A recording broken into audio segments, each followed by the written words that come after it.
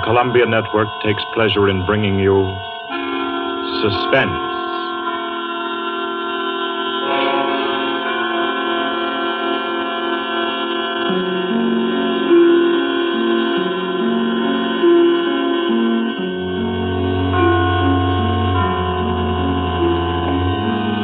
Suspense, Columbia's parade of outstanding thrillers, produced and directed by William Spear and scored by Bernard Herrmann. The notable melodramas from stage and screen, fiction and radio, presented each week to bring you to the edge of your chair, to keep you in suspense.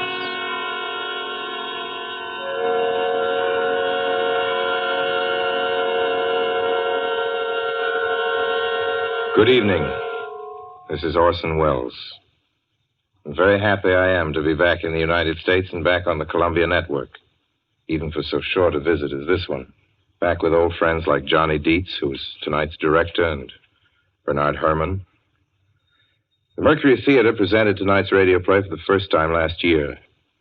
We came right out then and hailed it as a classic of the medium. Nobody argued the point. A lot of people asked us to do it again, so it's gratifying to get the chance now and to find a favorite of ours in this distinguished anthology of spook shows. Personally, I've never met anybody who didn't like a good ghost story, but I know a lot of people who think there are a lot of people who don't like a good ghost story. For the benefit of these, at least, I go on record at the outset of this evening's entertainment with the sober assurance that although blood may be curdled on this program, none will be spilt. There's no shooting, knifing, throttling, axing, or poisoning here. No clanking chains, no cobwebs, no bony and/or hairy hands appearing from secret panels, or, better yet, bedroom curtains. If it's any part of that dear old phosphorescent foolishness that people who don't like ghost stories don't like, then again, I promise you, we haven't got it. Not tonight. What we do have is a thriller. It's half as good as we think it is. You can call it a shocker. It's already been called a real Orson Welles story. Now, frankly, I don't know what this means. I've been on the air directing and acting in my own shows for quite a while now, and I don't suppose I've done more than half a dozen thrillers in all that time. Honestly, I don't think even that many, but it seems I do have a reputation for the uncanny. Quite possibly, a little escapade of mine involving a couple of planets, which shall be nameless, is responsible. Doesn't really matter. Don't think I disapprove of thrillers. I don't. A story doesn't have to appeal to the heart. It can also appeal to the spine. Sometimes you want your heart to be warmed, and sometimes you want your spine to tingle. The tingling, it's to be hoped, will be quite audible as you listen tonight to The Hitch Hiker. That's the name of our story, The Hitch Hiker.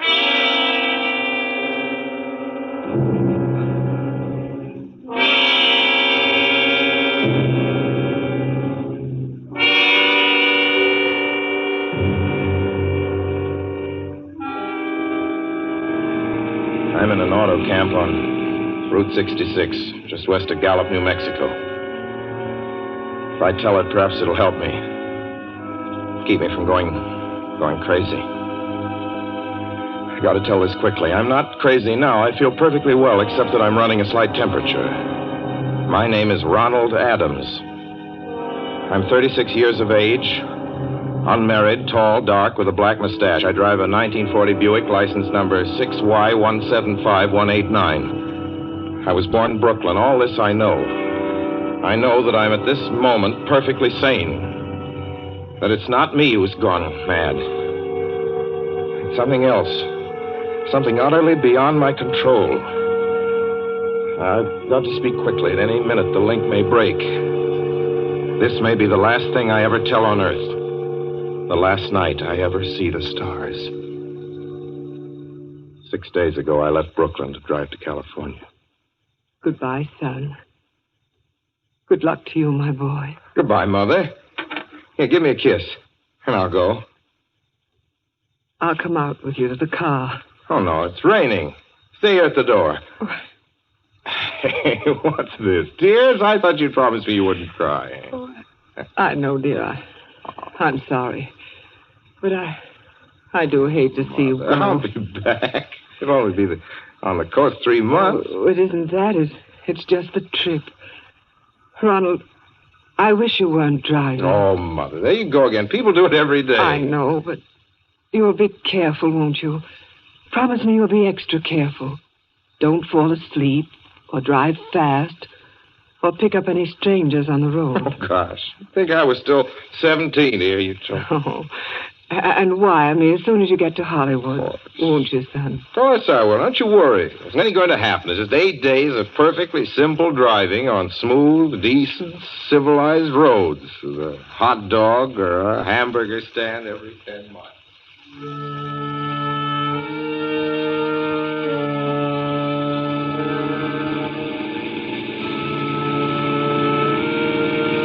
I was in fine spirits.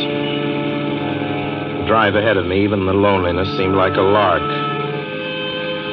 I reckoned without him. Crossing Brooklyn Bridge that morning in the rain, I saw a man leaning against the cables. He seemed to be waiting for a lift. There were spots of fresh rain on his shoulders. He was carrying a cheap overnight bag in one hand. He was thin, nondescript, with a cap pulled down over his eyes. I would have forgotten him completely, except that just an hour later, while crossing the Pulaski Skyway over the Jersey Flats, I saw him again. At least, he looked like the same person. He was standing now with one thumb pointing west. I couldn't figure out how he got there, but I thought probably one of those fast trucks had picked him up, beaten me to the Skyway, and let him off. I didn't stop for him. Then late that night, I saw him again.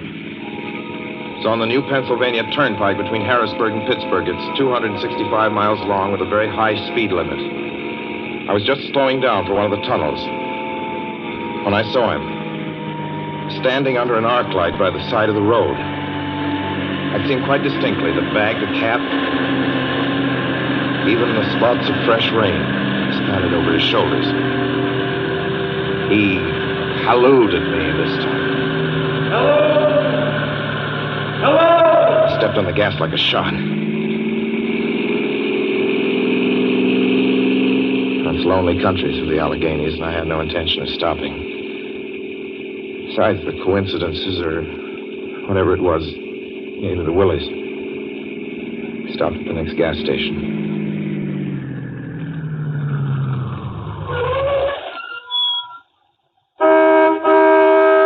Yes, sir. Fill her up. Certainly, sir. Check your oil, sir? No, thanks.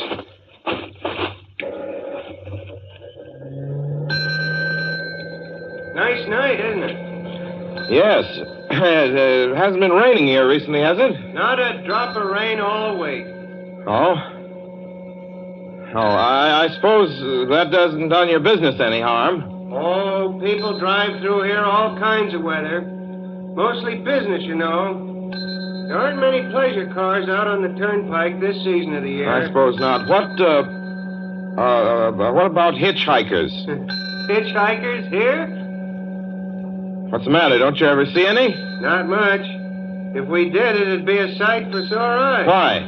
Oh, guy'd be a fool who started out to hitch rides on this road. Look at it. Then, you've never seen anybody? No. Maybe they get the lift before the turnpike starts. I mean, you know, just before the toll house. But then it'd be a mighty long ride. Most cars wouldn't want to pick up a guy for that long a ride. And, you know, this is pretty lonesome country here. Mountains and woods. You ain't seen anybody like that, have you? No. Oh, no, not at all. It's just a technical question. I see. Well, that'll be just $1.49 with the tax.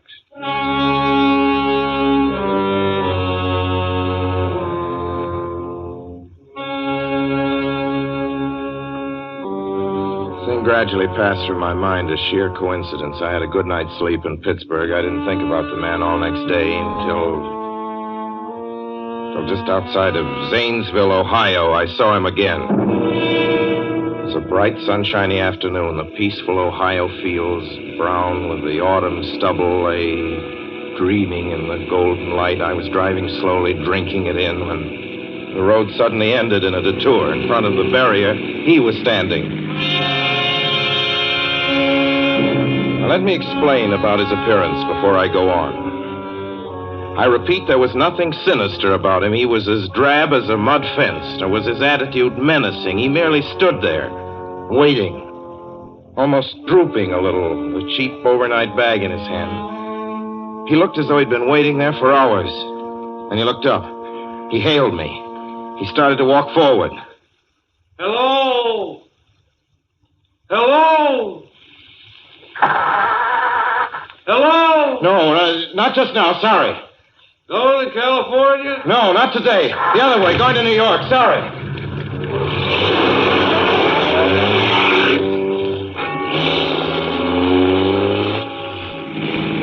After I got the car back on the road again, I felt like a fool. Yet the thought of picking him up, of having him sit beside me, was somehow unbearable. At the same time, I felt more than ever unspeakably alone.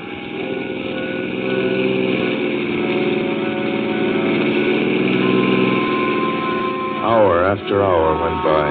Fields, the towns ticked off one by one. The light changed. I knew now that I was going to see him again. And though I dreaded the sight, I caught myself searching the side of the road, waiting for him to appear.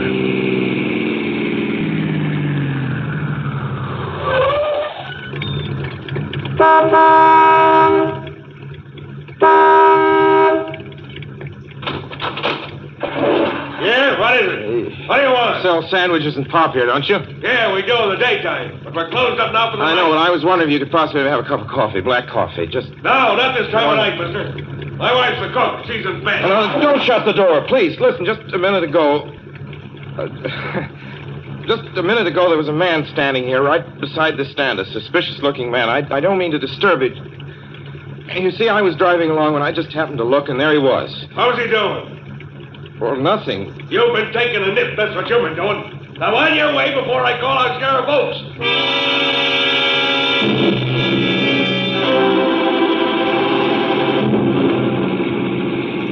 I got into the car again and drove on slowly. I was getting to hate the car. If I could have found a place to stop, to rest a little. I was in the Ozark Mountains of Missouri now. A few resort places there were closed, only an occasional log cabin, seemingly deserted. That's all that broke the monotony of the wild, wooded landscape. I had seen him at that roadside stand. I knew I'd see him again. Maybe at the next turn of the road. I knew that when I saw him next, I would run him down.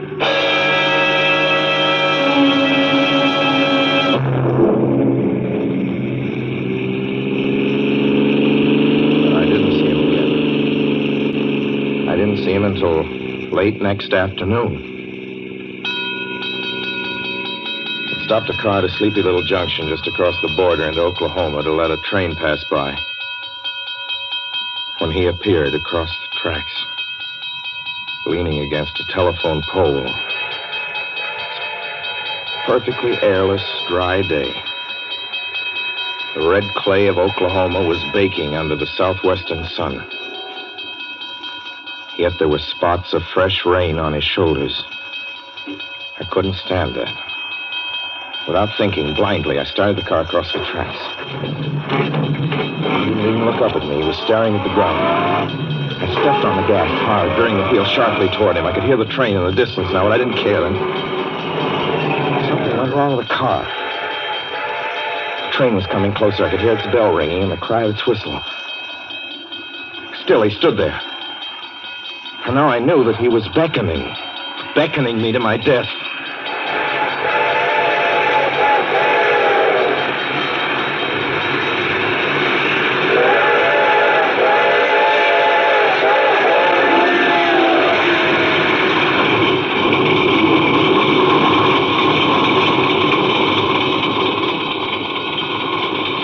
Oh, I frustrated him that time. The starter worked at last. I managed to back up. When the train passed, he was gone. I was all alone in the hot, dry afternoon.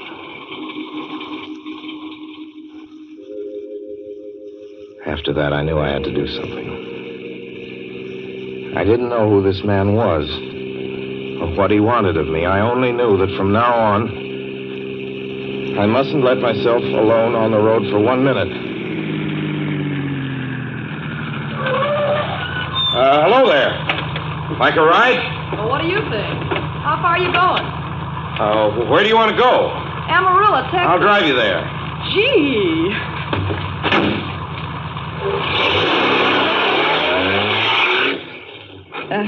You mind if I take off my shoes? My dogs are killing me. Go right ahead. Oh, gee, what a break this is. Hitch hike much? Sure. Only it's tough sometimes in these great open spaces to get the break. I should think it would be, though. I'll bet you get a good pickup in a fast car. If you did, you could get places faster than, say, another person in another car, couldn't you? I don't get you. Well, take me, for instance. Suppose I'm driving across the country, say, at a nice, steady clip, about 45 miles an hour. Couldn't a girl like you just standing beside the road waiting for lifts beat me to town, or any town, provided she got picked up every time in a car doing from 65 to 70 miles an hour? I don't know. What difference does it make? Oh, no difference. It's just a crazy idea I had sitting here in the car. Oh, imagine spending your time in a swell car thinking of things like that. What would you do instead? What would I do? If I was a good-looking fella like yourself, why, I just enjoy myself every minute of the time. I'd sit back and relax. And if I saw a good-looking girl along the side of the road, hey, look out! Did you see him? See who? A man standing beside the barbed wire fence. I didn't see anybody. It wasn't nothing but a bunch of cows and the wire fence. No? What'd you think you was doing? Trying to run into the barbed wire There's a man fence? there, I tell you. A thin gray man with an overnight bag in his hand. And I was trying to run him down. Run him down? You mean kill him? Say you didn't see him back there? You sure? I didn't see a soul. As far as that's Watch concerned... for him the next time and keep watching. Keep your eyes peeled on the road. He'll turn up again. Maybe any minute now. There! Look there!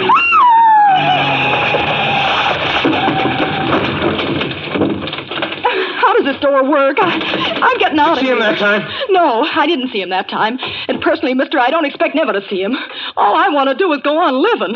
I don't see how I will very long, driving with you. Oh, I'm sorry. I don't know what came over me, but please don't go. So if you'll excuse me... You can't go. Listen, how would you like to go to California? I'll drive you to California. Seeing pink elephants all the way? No, thanks.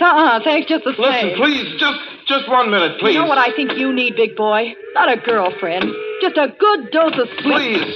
There. I got it now. No, you can't go. Please, come your back. hands off me. Do you hear? Leave your hands off.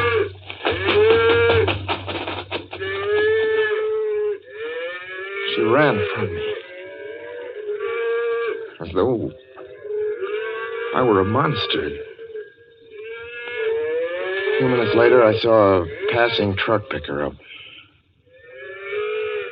I knew then that I was utterly alone. It was in the heart of the great Texas prairies. There wasn't a car on the road after the truck went by. I tried to figure out what to do, how to get hold of myself. If I could find a place to rest, or even if I could sleep right here in the car for a few hours along the side of the road. I was getting my winter overcoat out of the back seat to use as a blanket when I saw him coming toward me, emerging from the herd of moving steer. Hello?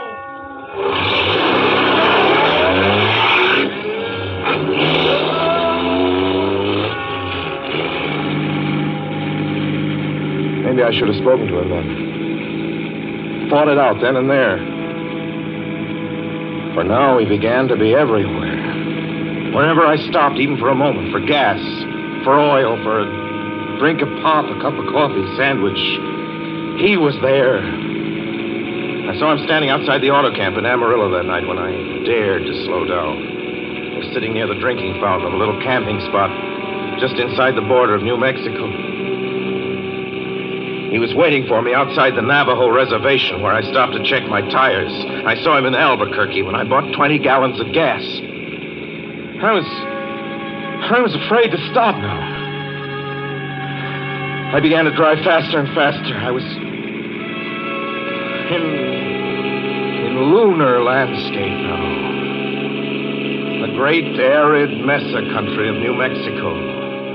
I drove through it with the indifference of a fly crawling over the face of the moon. Now he didn't even wait for me to stop. Unless I drove at 85 miles an hour over those endless roads, he waited for me at every other mile. I'd see his figure, shadowless, flitting before me, still in its same attitude, over the cold, lifeless ground, flitting over dried-up rivers, over broken stones cast up by old glacial upheavals, flitting in that pure and cloudless air. I was beside myself when I finally reached Gallup, New Mexico this morning. There's an auto camp here. Cold, almost deserted this time of year. I went inside and asked if there was a telephone. I had the feeling that if only I could speak to someone familiar, someone I loved, I could pull myself together.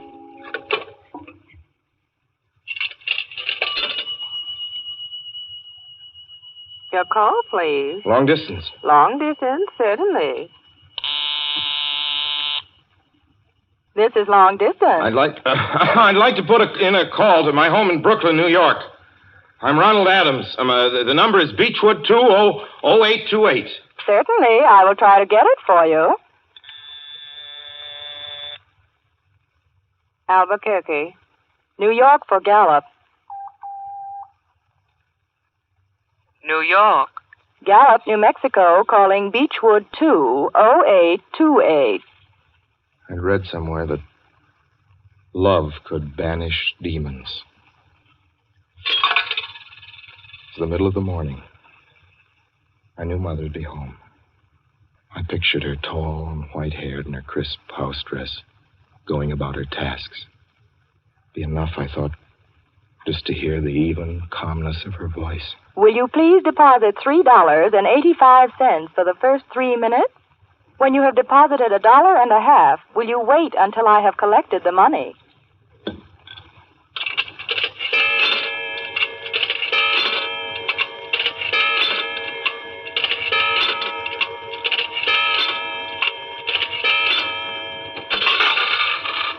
All right, deposit another $1.50.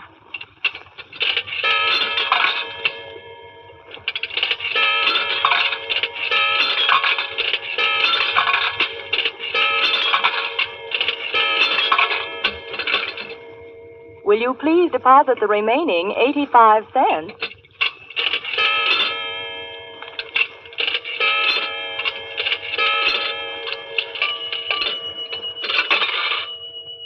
Ready with Brooklyn. Go ahead, please. Hello? Mrs. Adams' residence. Hello, Mother? This is Mrs. Adams' residence. Who is it you wish to speak to, please? What? Who's this? This is Mrs. Whinney. Mrs. Whinney? I don't know any Mrs. Whinney. Is this Beechwood 20828? Yes? Where's my mother? Where's Mrs. Adams? Mrs. Adams is not at home. She's still in the hospital. The hospital? Yes.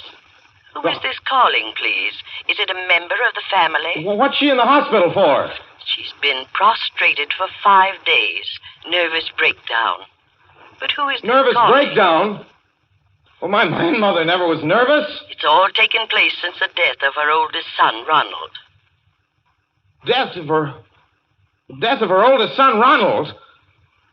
Hey, what's this? What number is this? This is Beechwood 20828. It's all been very sudden. He was killed just 6 days ago in an automobile accident on the Brooklyn Bridge. Your 3 minutes are up, sir.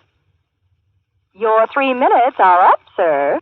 Your 3 minutes are up, sir. And so I'm sitting here in this deserted auto camp in Gallup, New Mexico. I'm trying to think.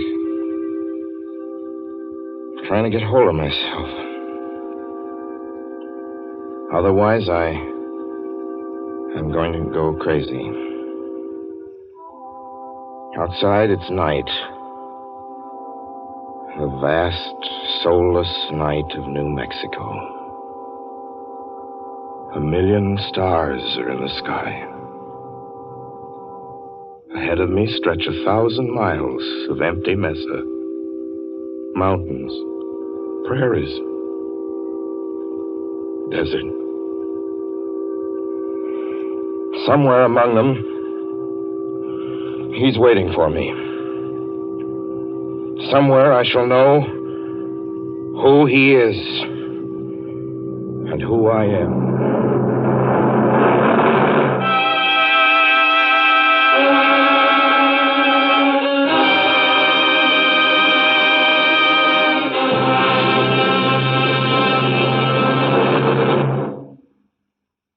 So ends The Hitch Hiker, and to Orson Welles our considerable thanks for his playing of the title role.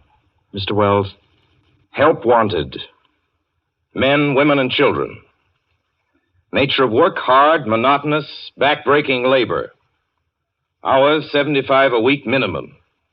Pay, few cents an hour. Added inducement, 2 meals a day, including several ounces of bad bread and a cup of thin soup. Don't delay. Apply at once. How'd you respond to a want ad like that, Mr. and Mrs. American working man and woman? You'd laugh, wouldn't you, and throw the paper in the trash basket. Dismiss the whole advertisement as some kind of a joke. But believe me, it's no joke. It's a simple statement of the working conditions that exist today in Nazi Germany and the conquered countries under Nazi rule. It's also an exact statement of the working conditions that will be imposed on you and every member of your family if the Nazis win this war. You yourself personally can stop them from winning, as you know. You don't have to give up your well-paid job to do it. You needn't have to be a soldier or a sailor or an airman or a nurse or a war worker to ensure American victory. Uncle Sam doesn't ask plain, ordinary, hard-working citizens like you to give him anything. All he does ask very seriously and very urgently is that you loan him 10 cents out of every dollar you make. That's all there is to it. Lend Uncle Sam a dime to win this war, and he'll pay you back with interest when he's won it. The easiest, most convenient way to lend him these dimes is to enroll in the payroll savings plan. Just tell your boss to deduct 10 cents from every dollar he pays you and lend it to Uncle Sam in your name. Sign up for this simple savings plan today, and when victory comes, you'll have war bonds in your pockets instead of Axis bonds on your wrists. Suspense will be heard again 2 weeks from tonight. Next Wednesday night, September 9th, the Columbia Broadcasting System will present over many of these stations at 9:30 p.m. Eastern Wartime an address by W. Averill Harriman, the United States Lend-Lease Administrator in London. Mr. Harriman, as the personal representative of the President of the United States, attended the Moscow conferences between Winston Churchill and Joseph Stalin. Next Wednesday's broadcast will be Mr. Harriman's first public address since his return to this country. Suspense is produced and directed by William Spear. John Dietz was our guest director this evening. Tonight's radio drama was written by Lucille Fletcher.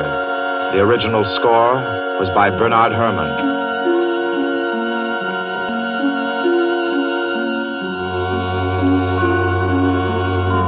This is the Columbia Broadcasting System.